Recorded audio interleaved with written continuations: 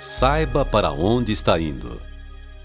Você tem de ter muito cuidado se não sabe para onde vai, porque talvez não chegue lá. Yogi Berra. Disse Thomas Edison: os mais importantes fatores para se chegar a uma invenção podem ser descritos em poucas palavras. Consistem, em primeiro lugar, em saber com precisão o que quer obter. Devemos concentrar-nos naquele objetivo e iniciar a busca do que procuramos, utilizando para tanto todos os conhecimentos que tenhamos ou que possamos adquirir de outra pessoa sobre o assunto. Devemos continuar a busca, não importando quantas vezes fracassemos. Não devemos deixar-nos influenciar pelo fracasso de outras pessoas que tentaram a mesma ideia. Devemos ter sempre em mente que a solução do nosso problema existe em alguma parte e será encontrada. Quando um homem se decide a resolver qualquer problema, poderá a princípio encontrar terríveis dificuldades, mas se ele insistir em seu esforço, certamente achará uma solução. O problema de muita gente é desistir antes de começar. Qualquer que seja o objetivo proposto, em qualquer das áreas da vida, será mais facilmente alcançado quando forem estipuladas metas a curtíssimo, curto, médio e longo prazos. Se alguém inicia uma dieta com o intuito de emagrecer 30 quilos em 6 meses, terá mais chances de alcançar o objetivo se dividir a tarefa em fases. Seria insensato desejar eliminar 15 quilos na primeira semana. Ao fracassar nessa tentativa, a pessoa perderia o entusiasmo por ver frustrado seu objetivo. A partir daí, tornar-se-ia cada vez mais difícil cumprir a programação proposta. Mas se ela dividir a meta a longo prazo, 6 meses, em metas a médio prazo, bastará emagrecer 5 quilos por mês. Divida em etapas ainda menores. Será suficiente eliminar 1.250 gramas por semana, o que significam 167 gramas por dia, o que é bem mais fácil para que seja alcançada a meta a longo prazo de 30 quilos em 6 meses.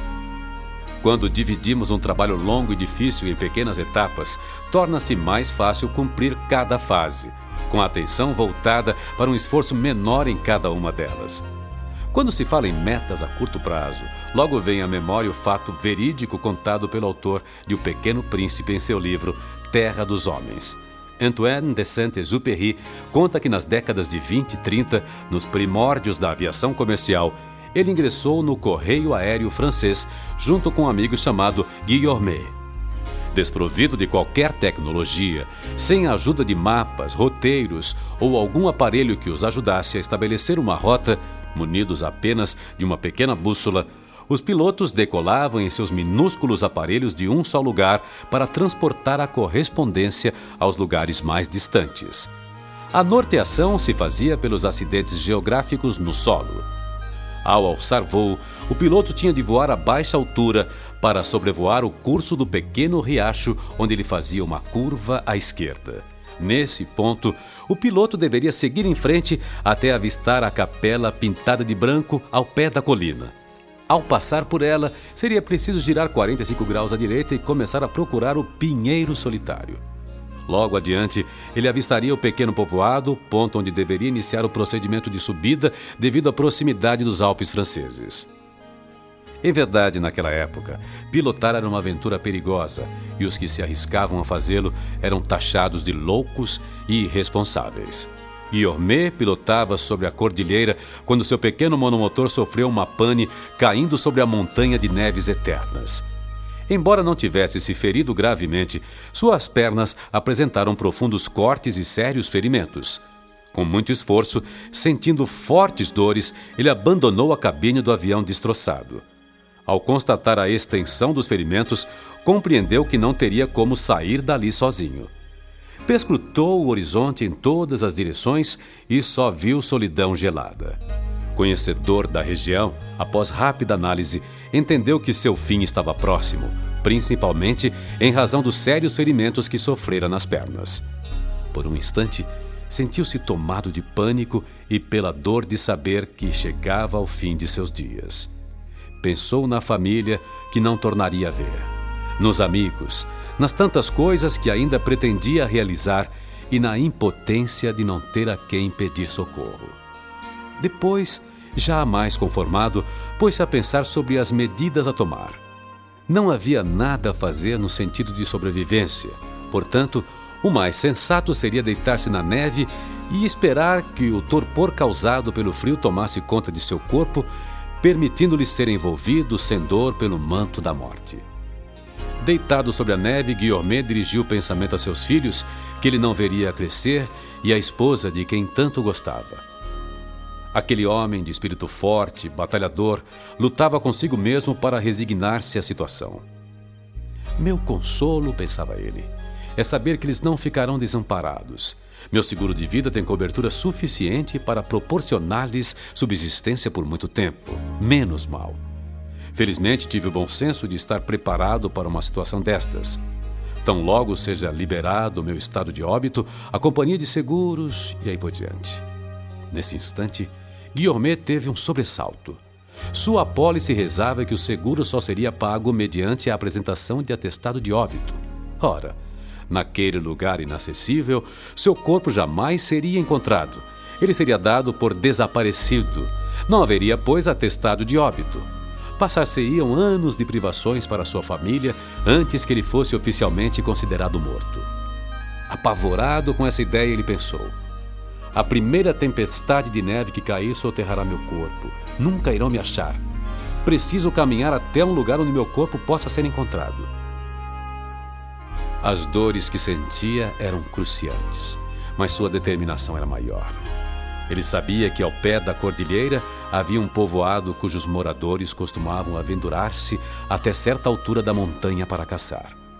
A distância era longa, vários quilômetros, mas ele precisava realizar a última proeza de sua vida, chegar até onde seu corpo pudesse ser encontrado por um caçador.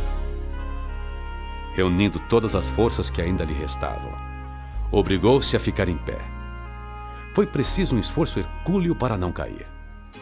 Consciente da distância que teria de percorrer e sabedor de que não podia permanecer naquele local, apesar de seu estado lastimável, Guillaumet estabeleceu a meta de dar um passo. Jogou um passo à frente e disse: só um passo. Com extrema dificuldade, empurrava a outra perna e repetiu: só mais um passo. E de novo: só mais um passo.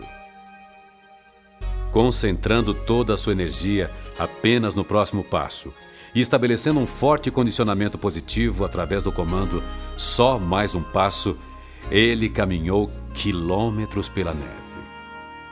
Não se permitia pensar na distância que ainda faltava percorrer ou em sua dificuldade para se locomover. Concentrava-se apenas no espaço a ser vencido pelo passo seguinte. Assim caminhou o dia todo. A tarde já ia avançada quando seus olhos turvos pela dor e pelo cansaço vislumbraram alguns vultos à sua frente. Firmou o olhar e percebeu que se tratava de pessoas que olhavam estupefatas para ele. Agora eu já posso morrer, pensou, e deixou-se escorregar para o nada. Dias depois, já no hospital, abriu os olhos e a primeira imagem que viu foi a da esposa a seu lado.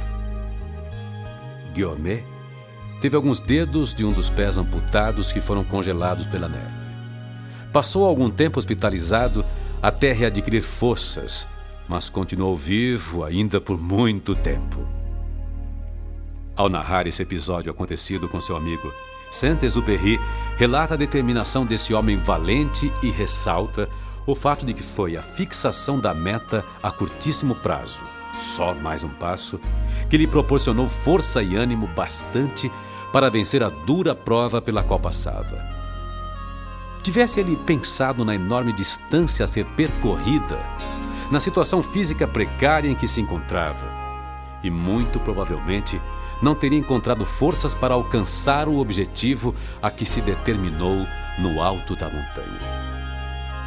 Esse exemplo deixa bem clara a importância da estipulação de metas bem definidas a curto prazo, só mais um passo; a médio prazo, chegar ao pé da montanha; a longo prazo, ter seu corpo localizado para a realização de qualquer objetivo proposto.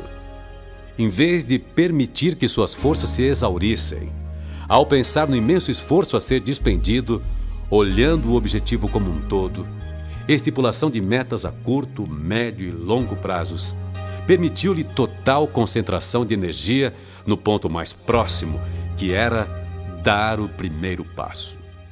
Assim, cada etapa vencida foi mais um ponto de concentração de energia em lugar da dispersão da mesma.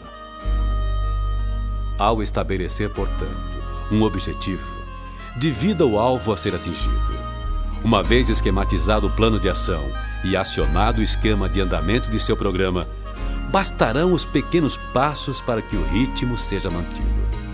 Se uma emergência obrigá-lo a fazer mudanças nos planos, os ajustes também poderão ser feitos com pequenos passos complementares. Mas, para tanto, é necessário saber para onde você quer ir. Sucesso na jornada. A primeira condição para se realizar alguma coisa é não querer fazer tudo ao mesmo tempo. Tristão de Ataíde.